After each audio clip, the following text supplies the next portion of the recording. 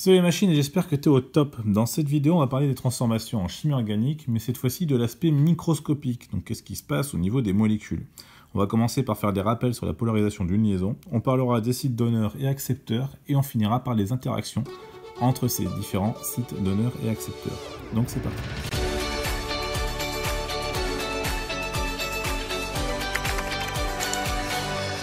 Alors, tout ce qui est chimie organique et tout ce qui est réaction en chimie organique, ça part d'un principe assez simple, c'est un déplacement d'électrons. Donc s'il y a un déplacement d'électrons, c'est qu'on va parler de polarisation de liaison.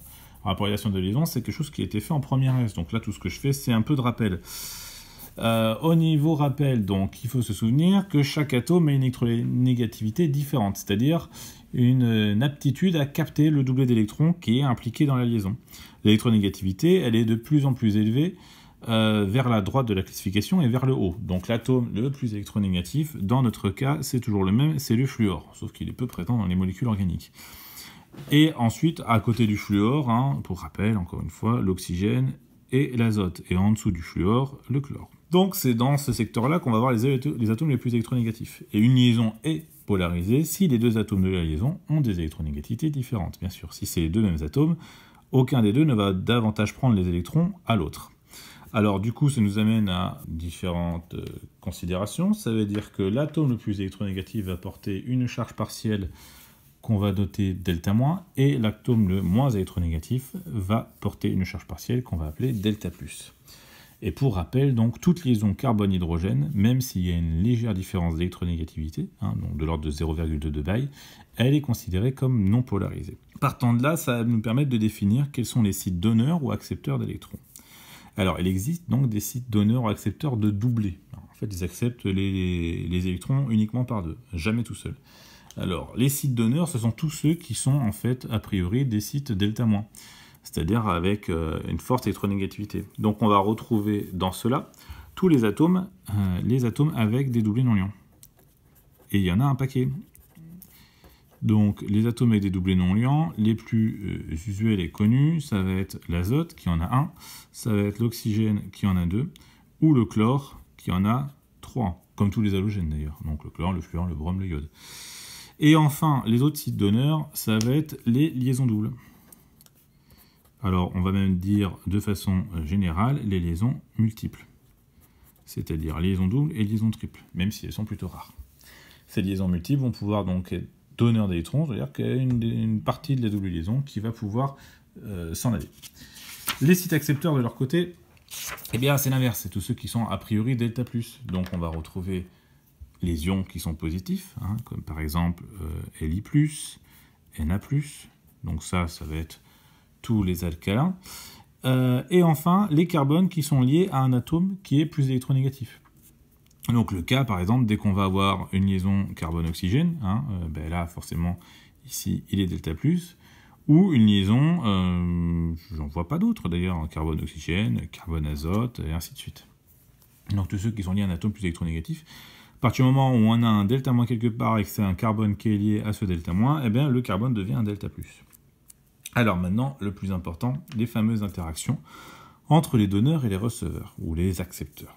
Le mécanisme réactionnel de transformation, c'est ce qui va se passer au niveau de notre transformation chimique au niveau microscopique pour obtenir à la fin notre produit. Eh bien, ça va passer par plusieurs étapes. Et ces étapes, on va pouvoir les symboliser. Alors, ce qu'on va faire pour symboliser ces différentes étapes, ce sont des déplacements d'électrons ou de doubles d'électrons. On va les symboliser par une flèche courbe qui va aller toujours du donneur vers le receveur ou vers l'accepteur. On va se faire deux exemples pour voir comment ça marche. Premier exemple, on fait une alkylation des amines. C'est-à-dire qu'on va prendre un amine et on va lui rajouter un groupe qui va en groupe alkyle. Donc, il va nous en faire un amine de façon plus complexe. Si on prend par exemple cette amine, CH3, NH, CH2, CH3. Vous vous amusez à trouver le nom de cette amine. Vous avez la nomenclature dans une autre vidéo. On va lui rajouter donc du chlorométhane. On va repérer tout de suite où est-ce qu'on peut avoir des donneurs. Alors le donneur ici, c'est l'azote. De l'autre côté, on a le chlore qui est entouré de 3 doublés non-liants, donc qui est aussi un pôle delta-. Le donneur étant l'azote, ici, étant donné qu'on a aussi un delta-, le carbone qui est lié à ce chlore va être un delta+. ce delta plus va donc chercher à recevoir ce fameux donneur, parce que lui il est positif et ça lui convient pas. Donc il va chercher l'électron, le doublet d'électron de l'azote qui va venir se fixer sur le carbone. Et pendant que ce doublet vient se fixer sur le carbone, ça va chasser la liaison vers le chlore. Donc on va se retrouver à la sortie avec une molécule et un ion.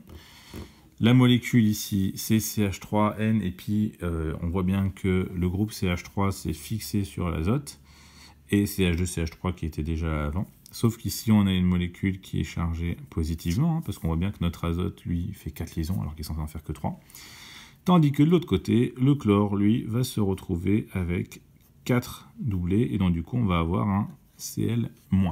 C'est bien sûr une étape intermédiaire, puisqu'en fait, le produit qu'on a formé, c'est un amine positif. L'étape suivante, l'hydrogène qui est accroché ici à l'azote, va partir. Autre possibilité, la saponification. Ça, vous l'avez probablement fait en TP, c'est la fabrication d'un savon. Ici, on repère, donc d'entrée, on a un ester auquel on va faire réagir un ion hydroxyde. Donc l'ion hydroxyde, ici, il a 2 doublés et puis un moins. Donc en fait, il a 3 doublés d'électrons autour de lui. Et ici, on a ceci, des doublés d'électrons autour des oxygènes, qui vont transformer donc notre carbone ici en un centre positif. Ce qui va se passer, encore une fois, assez simplement, c'est que le doublet d'électrons d'ici de OH va venir se fixer sur le carbone, qui va casser la double liaison pour la mettre sur l'oxygène qui est relié, puisqu'il est plus électronégatif, pour nous donner enfin donc cette belle molécule. Alors on va refixer donc nos doublés non liants, donc ici ça n'a pas bougé, ici ça n'a pas bougé non plus, puisqu'en fait c'est la charge moins, ce doublet d'électrons qui était là, qui est allé chercher le carbone, et ici la cassure de la liaison double va faire qu'on va avoir un oxygène qui va être chargé négativement. On voit bien qu'au niveau de la conservation des charges, on est bon. Ici, on avait un moins à gauche et on a un moins à droite. Donc voilà comment ça marche. La plupart des mécanismes tourneront autour de ça, c'est-à-dire qu'on va avoir des doublés d'électrons qui vont aller s'accrocher à des carbones. C'est 90% des réactions qu'on va faire en terminale S. Donc voilà ce qu'il y avait à savoir sur la transformation au niveau de l'aspect microscopique.